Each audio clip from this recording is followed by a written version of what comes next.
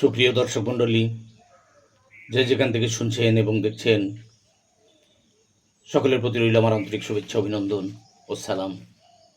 আসসালামু আলাইকুম রহমতুল্লাহ। আমি আজকে নিয়ে এসেছি আপনাদের সামনে আমার লেখা কবিতা দুর্জয়।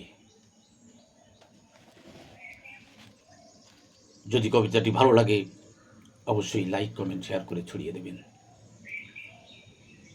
আমি দুর্জয়, মানি না পরাজয়, হইনি ক্লান্ত, অধিক অশান্ত, অশনির মহা আতঙ্ক।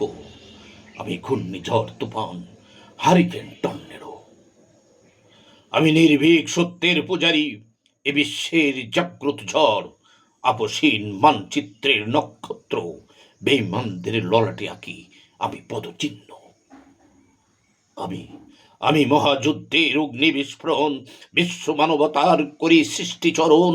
সত্যের বেঁচে থাকা, মিথ্যার রোষ ফুৎকারে নিভাতে চাই আমি হাইনার আক্রোশ।